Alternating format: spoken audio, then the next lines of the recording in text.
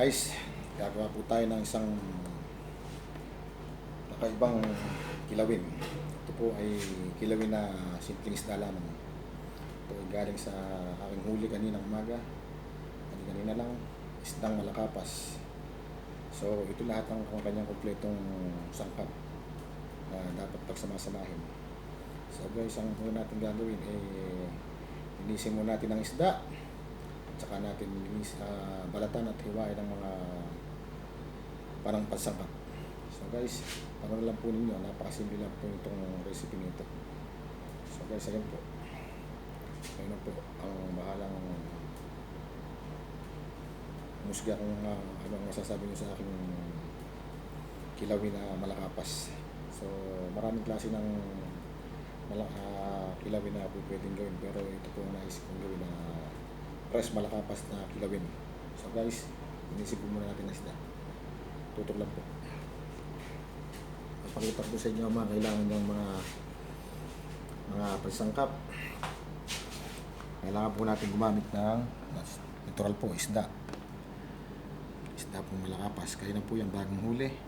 Kailangan po natin ng konting betchin. Konting-konti lang po ilalagay natin. Kailangan po natin ng lemon, pipino, sili, sibuyas, luya at bawang at daon ng sibuyas. So kailangan natin ng asin at saka garlic powder, at saka gagamit po tayo ng apple vinegar. Kailangan din po natin ng pamintang durog at kailangan din po natin ng sukang puti. So gagamitin po natin ng suka mamaya, sukang puti sa isda po, panghuhugas po natin siya. So ayan po, panoorin lang po ninyo ha. Kung mapapansin po ninyo, mayroong melon tsaka po ubas dito sa tabi ng aking mga gagamitin mga pansangkap, pero hindi po kasali yun. Yung po ay aking mimeriendahin habang gumagawa po ng kilawing malakapas. So ayan po guys, tingnan lang po ninyo, panoorin lang po ninyo. Okay po. So dadalhin po sa kusina po muna ang isda at linisin ko. So yun nga po, ito, pakikita po sa inyo ano po dapat gawin sa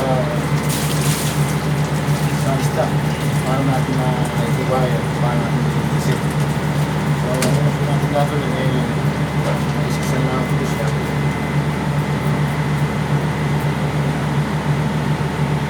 Ayan, isisan lang po mabuti.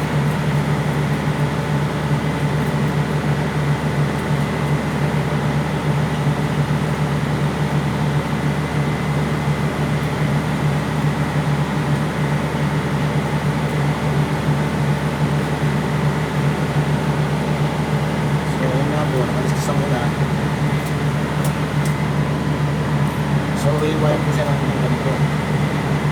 Ayan, bubuhin naman po natin ng ganyan naman. Bubuhin mo isa sa may parking ulo ang nakuha. So, pagkakuha natin ng laman, ayan, press na press po siya. Tulog-tulog pa. Ayan po, isang iwang isda, nahuli po kayo ng umaga sa lambat. So, pagpatuloy lang po natin ng ganon, kaliskis, iwa, ang isang nararamdaman sa ito po ay matapos. Dapat hindi mo na ito kanya. Kailangan po natin na ito matapos. Ayan, ito muna natin. So, tutuloy ko lang po ito hanggang sa matapos ito at pakikita ko lang po sa inyo yung kung ano ang gagawin ko ito sa isda. Okay?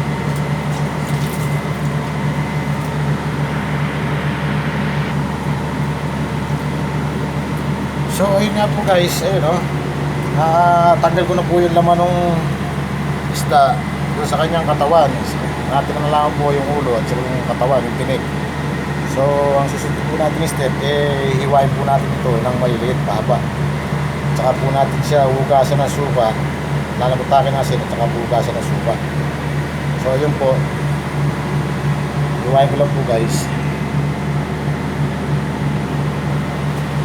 Nasa inyo po kung gaano kalaki ang gusto ng hiwa.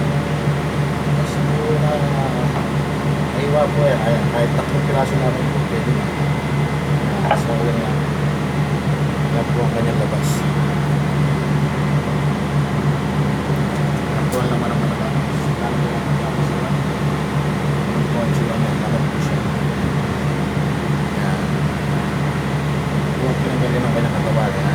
wala na po ito. Wala na po yun. So itutuloy ko lamang po ang paghiwa. Ang susunod ko naman po ay ang paghuhugas mamaya. Papakita ko sa inyo. So ayun nga po guys, nahiwa ko na po siya ng maliliit. So gagawin po natin, lalagyan po natin siya ng asin. Lalagyan tayo po natin siya ng ganyan. Para po matanggal ang kanyang galsa. Ganyan lang po ang gagawin natin.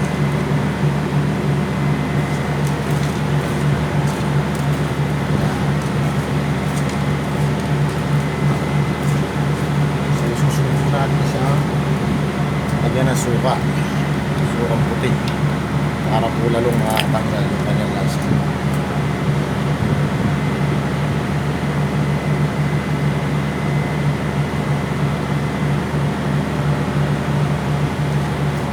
Yan. Lasang po siya. Suka. Yan po siya. Takil lamang po natin. Mapapansin ko ninyo siya, hindi pa siya ng kulay. So yan po ay laman ng malakapas bago huli kanina. Ganda nga po nito kung pipilihan po natin ng ganyan. Ito po yan, isa sa pinagyan. Yan, gilawin po.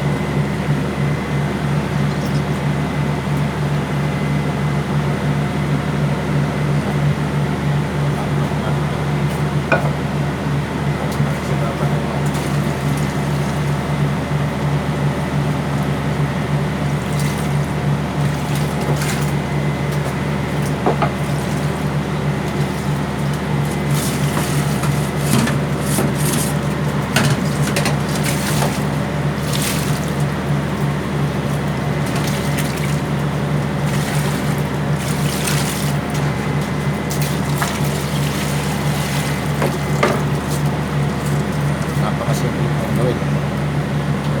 Napakasarap.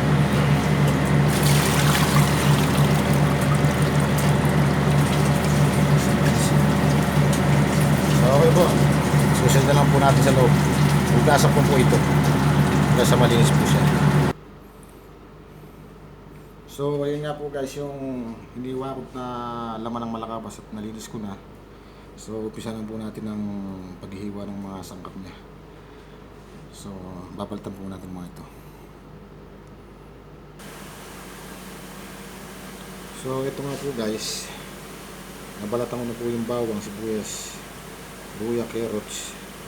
So umpisa ko na po hiwain. Kailangan po natin maghiwa ng sibuyas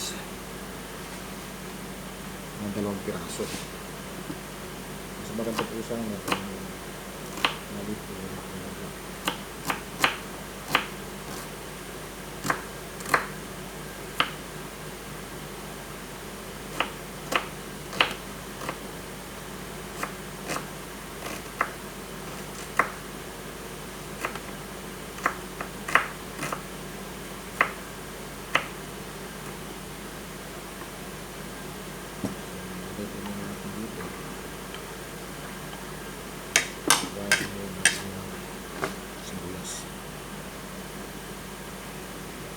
So ito nga po, sunod po natin ang bawang. Kailangan po natin ng pilo-pilo yan. So kailangan po natin ng bawang na 5 cloves lang po. Hindi po isang buo ng bawang. 5 buti lang po. So kailangan po natin ng maliit. Pino.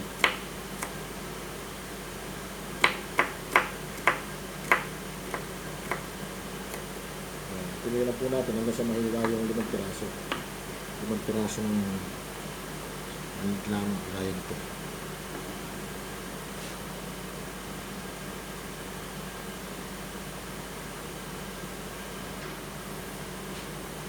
So mga bossing, nahiwa ko na po yung mga sangkap niya. So umpisa na po natin timplahan ngayon.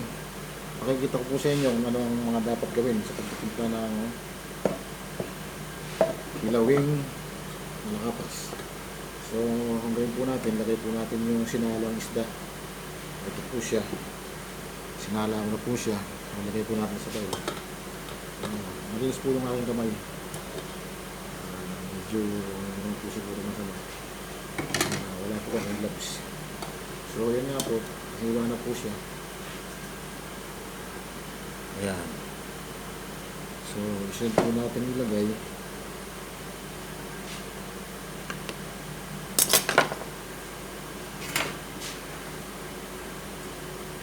Ayan.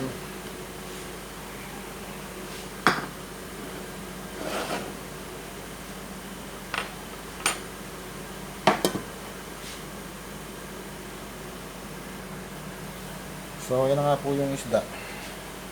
So, lagay na po natin yung bawang na 5 piraso. 5 cloves. Luya. Sili na 3 piraso. Depende po sa inyo kung gaano karaming anghang gusto nyo. Kung gaano ka anghang. Saka po 2 pirasong sibuyas. So, yan nga po.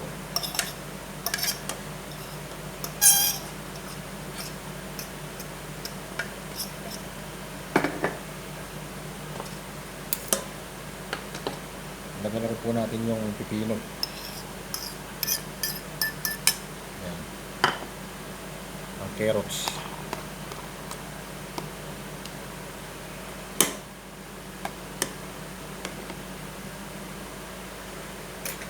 So, lagyan po natin siya ng asin.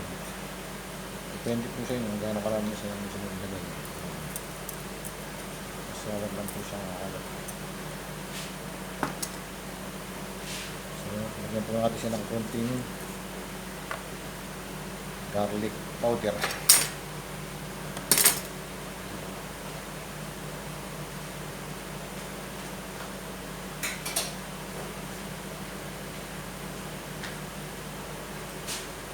Para mas masarap po siya. Ayan, konti-konti lang po.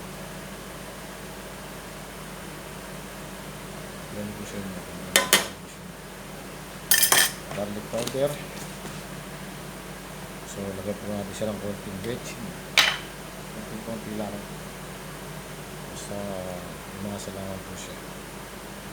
Ayan, yun lang ito. Ganun lang po siya.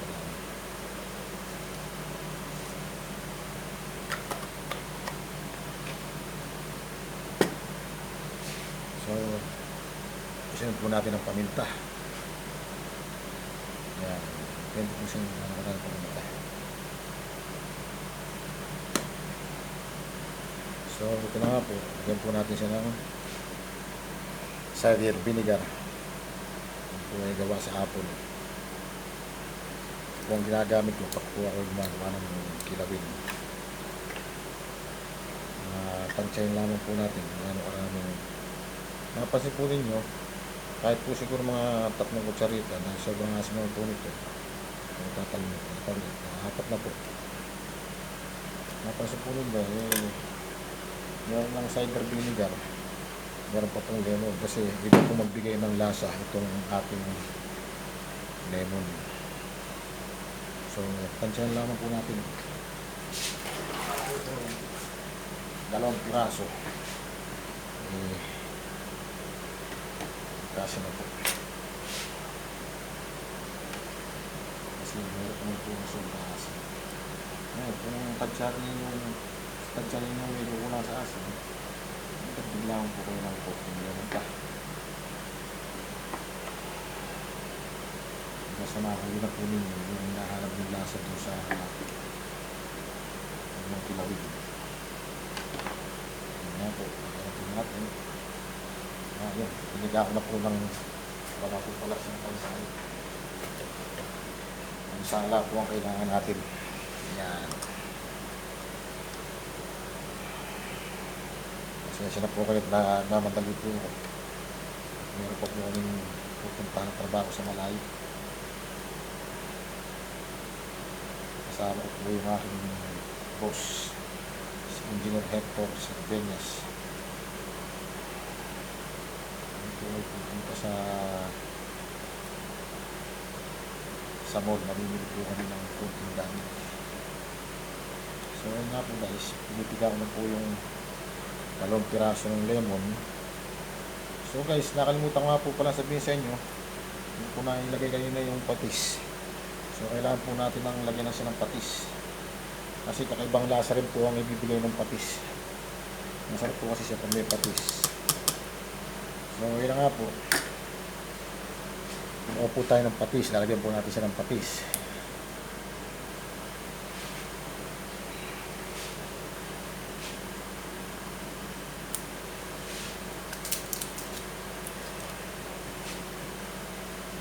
Kailangan po natin siya ng kahit na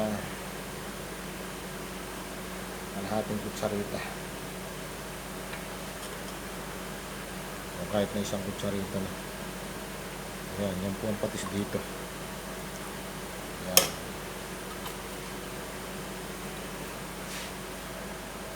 Oops, merienda po muna tayo. Ito po. Habang ako po yung nagagayak ng kilawin, ako po yung kumakain ng merienda. Meron po akong ubas dito.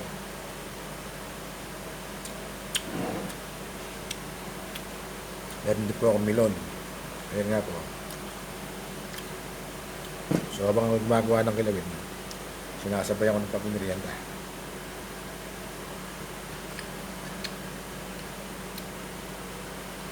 So guys, nailagay ko na po lahat. Kanya sangkap. Halo-haluin lamang po natin siya. Nasa sa inyo po yan kung gusto nyo dagdagan pa ng sukang apple. Haluin lang po natin. Unang lemon. Depende po sa inyo kasi hindi po tayo pare-pare sa panlasa. So ito po ang kilaw na malakapas. Kanya-kanya naman po tayo ng diskarte sa pagkilaw. Marami pong klase.